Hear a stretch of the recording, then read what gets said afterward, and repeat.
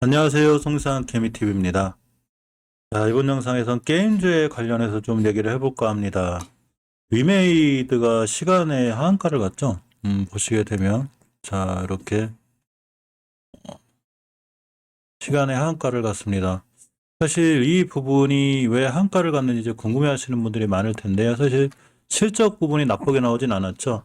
실적 부분이 상당히 좋게 나왔음에도 불구하고 하한가를 갔는데, 여러 가지 이유가 좀 존재를 합니다. 그 중에서 한 가지 보면, 사실 이 실적은 굉장히 좋았지만 코인 부분을 빼면 결국은 어닝 쇼크라는 얘기가 좀 나와 있습니다. 4분기 매출이 전년 동기 대비 655.9% 늘어난 3,523억 원을 기록했다고 공시했고 영업이익은 2,539억 원으로 흑자 전환을 했습니다.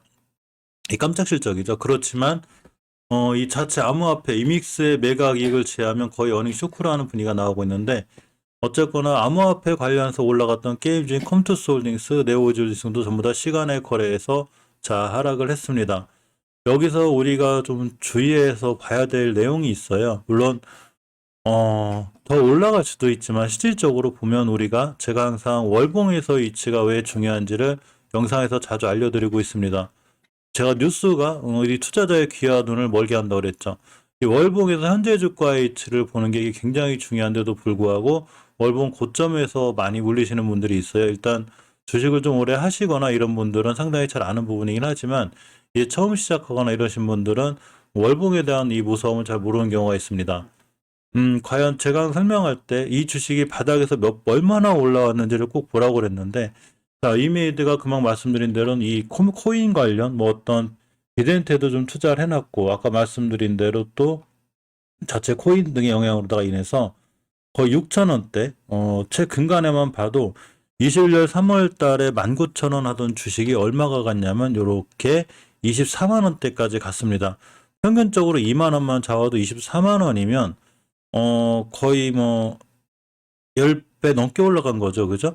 10배, 12배가 올라간 건데 주식이 12배 올라갔으니까 15배도 올라가고 20배도 올라갈 수 있어요. 실질적으로도 그런 주식들이 존재하기도 하죠. 자, 그렇지만 월봉에서 벌써 10배가 올라가고 가장 중요하게 이탈하지 않아야 될 5개월 선을 저번 달에 벌써 이탈했습니다. 그러면 이번 달에 설사 반등한다 하더라도 다시 한번 이렇게 위험하게 하락할 수 있는 이런 여지가 되는 거죠. 또한 주식을 접근할 때 이런 데서 장기 투자하는 거고 이런 데 스윙 이제 단기 단타죠. 이런 데 단기로 짧게 끊는 게 맞죠. 이런 데서 장기 단타는 아니죠. 예를 들면 중기 투자는 아니죠. 2만 원 하던 주식이 이때만 해도 15만 원인데 7, 8배가 올라갔는데 여기서 20배, 30배 더 갈 거야 라고 해서 순간 들어가면 이건 좀 무리가 있는 판단이 아닐까 이런 생각을 해봅니다. 그만큼 주식은 욕심을 좀 버리고 하는 게 중요하고요. 물론 일봉에서만 보면 이렇게 크게 잘 급등했다가 가격 조정하고 이게 다시 올라갈 수 있겠네 이렇게 할 수 있지만 실질적으로 주식에서 가장 중요하게 판단해야 되는 건 과연 월봉에서 이 친구가 어느 위치에 있냐는 거죠. 굉장히 높은 데 있습니다. 물론 아까도 말씀드렸듯이 다시 반등해서 이전 고점까지 갈 수 있고 이런 주식들도 있어요. 그렇지만 이렇게 접근할 때는 굉장히 짧게 끊는 게 맞습니다. 특히 주봉 같은 데서 중기적으로 추세를 유지해줘야 되는 처음에 5주선을 깼을 때가 제일 위험하고 두 번째 20선 깼을 때는 상당히 위험하죠. 반등하는 듯 해도 결국은 20선 돌파 못 해주고 있다가 이제 오늘 시간의 하한가를 맞았는데 물론 시간의 하한가를 맞았다고 해서 꼭 다음날 크게 무너진다거나 이런 보장은 없어요. 좀 대체적으로 시간의 상한가를 가게 되면 다음 달 크게 올라가는 것처럼 시간의 하한가를 가게 되면 약간 부담은 됩니다.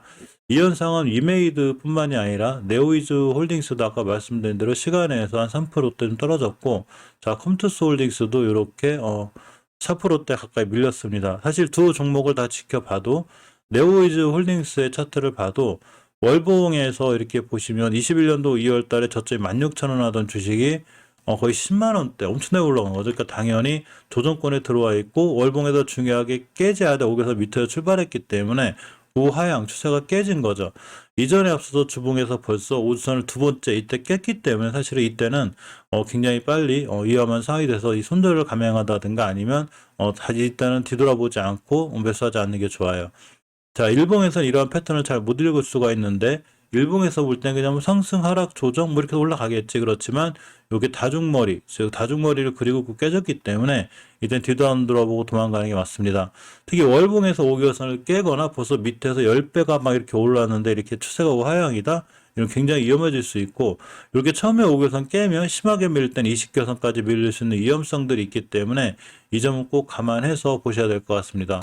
컴투스 홀딩스 또한 마찬가지죠. 월봉에서 보게 되면 작년 9월달 정도에 한 3만 원 하던 주식이 거의 24만 원대 전에 올라간 거죠.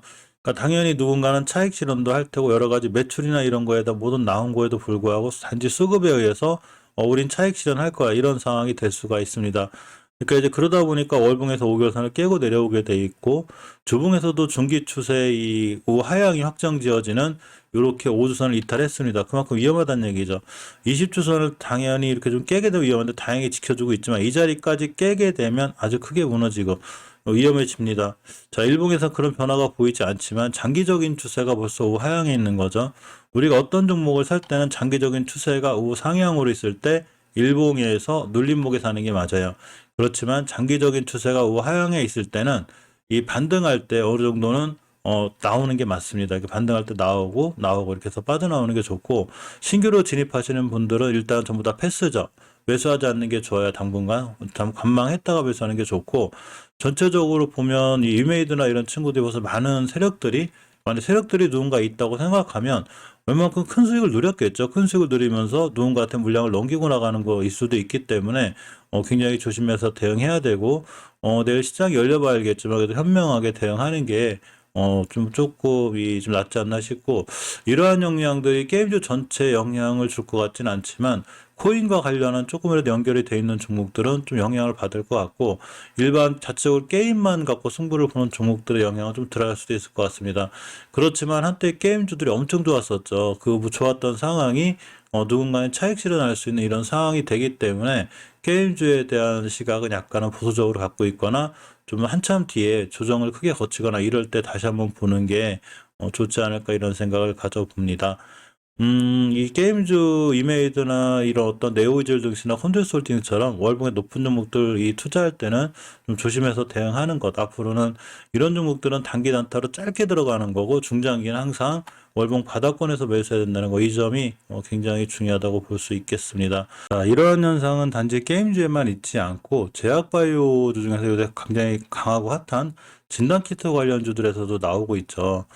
물론 진단키트라는 게 지금 막 딸리죠. 많이. 물량이 많이 부족하고 또 공급이 부족해서 날리기 때문에 진단키트를 뭐 다시 투자해볼까 이러신 분들이 있어요. 자, 대장주인 대표적인 휴마시스인데 자세히 보시면 이렇게 1,000원, 2,000원 하던 주식이 34,000원을 갔거든요. 물론 2,000원 하던 주식이 3만 원도 가고 5만 원도 가고 10만 원도 갈 수 있어요. 그래서 여기서 또 순간 투자하시는 분들이 있는데, 항상 주식을 투자할 땐 이렇게 바닥권 밑에서 하는 거죠. 여기서도 올라갈지 안 올라갈지 모르고 손절 라인을 잡고 하는데 이런 게 높은 데서 매수하는 건 아니라고 생각이 듭니다. 따라서 진단키트 관련주들을 투자할 때도 반드시 월봉에서 이렇게 낮은 종목들 위주로 투자를 해야 올라갈 폭, 마진폭이 있는 거죠. 이런 종목들 위주로 노려보는 게 맞고, 미국 미코바이오메드나 이런 친구 다 월봉 바닥권이죠. 물론 이 바닥에서 더 바닥일 수는 있지만 그래도 이렇게 높은 데서 물리는 것보단 이런 데서 물려야 나중에 나올 확률도 훨씬 더 큽니다.